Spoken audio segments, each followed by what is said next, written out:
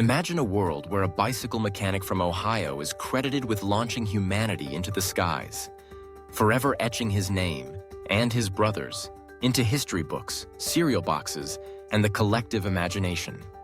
Now, imagine the Wright brothers peering over their blueprints, blissfully unaware that they were, in fact, late to the party.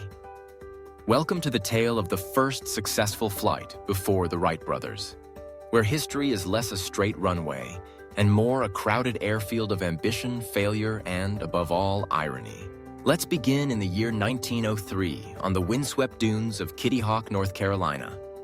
Orville and Wilbur Wright, two unassuming bicycle enthusiasts, are about to achieve what history will hail as the first powered, controlled, and sustained heavier-than-air human flight. Newspapers will shout their names from the rooftops. Statues will sprout up. School children will memorize the date. And yet, as the Wrights bask in glory, a litany of forgotten pioneers, scattered across continents and decades, are quietly spinning in their metaphorical graves. Because for all its grandeur, the Wright brothers' flight was not quite as first as it seemed. Let's set our sights on Europe, Paris specifically, in the 1890s. Enter Clément Ader, a French inventor with a flair for the dramatic and a penchant for naming things after bats.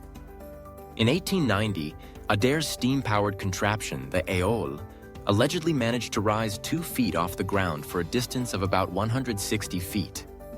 The machine was as elegant as a locomotive and about as maneuverable. Flight might be a generous word, but it certainly made more of an impression than the average Parisian cab ride. But Ader was not alone in his wind-blown ambitions.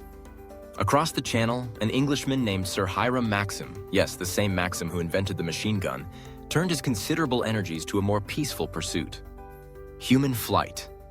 In 1894, Maxim's enormous steam-powered test rig managed to lift itself and its terrified passengers several inches off the rails of its launch track.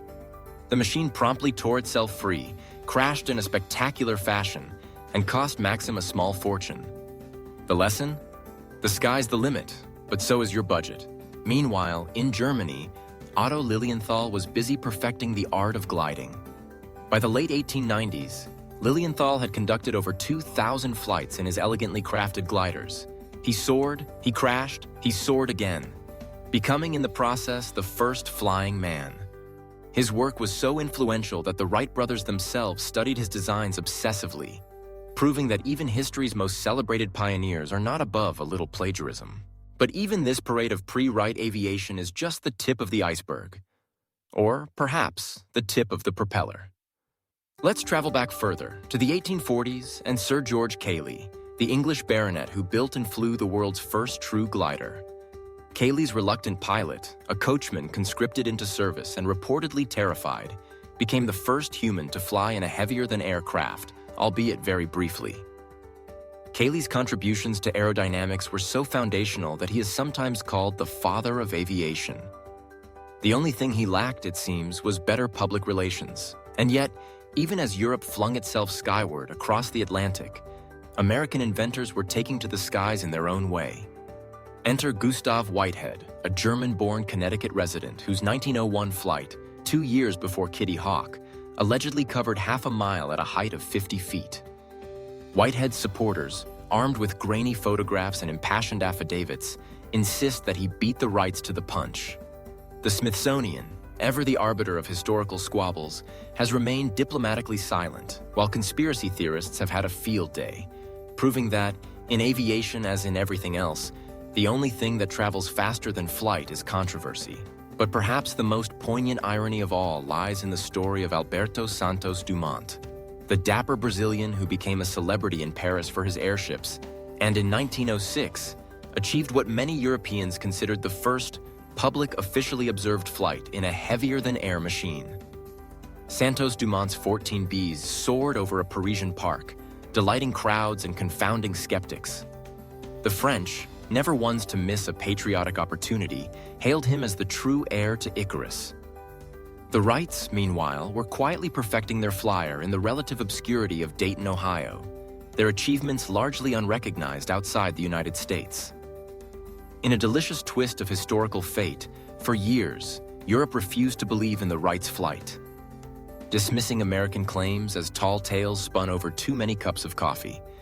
It seems that even in the age of flight, news traveled slowly. So what was it about the Wright brothers that allowed them to claim the coveted title of first? The answer, as with most things in history, is complicated. The Wrights were not the first to fly, nor the first to build a powered aircraft. They were, however, the first to achieve controlled, sustained flight, where controlled is the operative word. Their breakthrough was the three-axis control system, allowing the pilot to steer and balance the aircraft with unprecedented precision. In other words, the Wrights didn't just fly, they piloted. They didn't just leave the ground, they landed safely, with enough control to do it again. And again. And eventually, all over the world. But even here, irony abounds.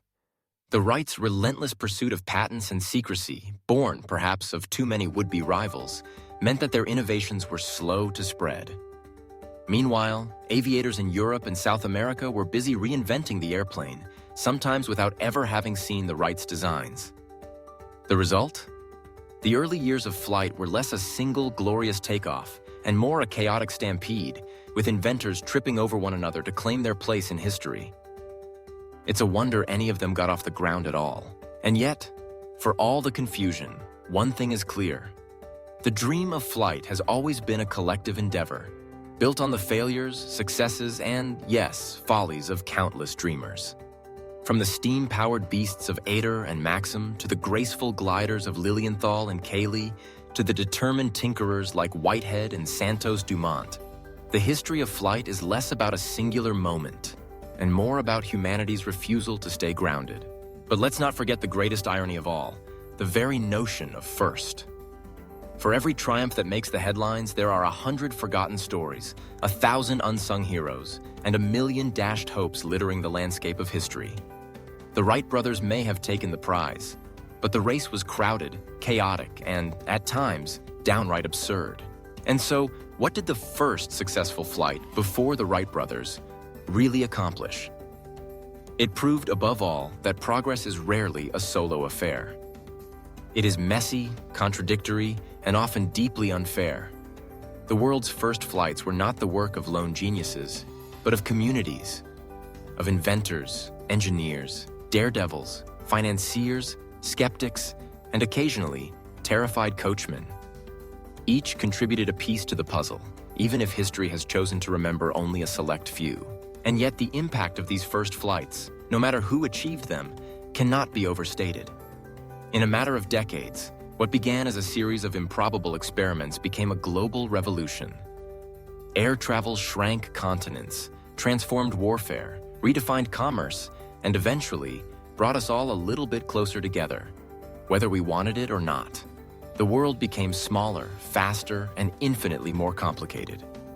All thanks to a handful of dreamers who looked at the birds and thought, why not me? So, the next time you board a plane, complaining perhaps about the legroom or the in-flight peanuts, take a moment to remember the chaos, competition, and sheer audacity that made it all possible.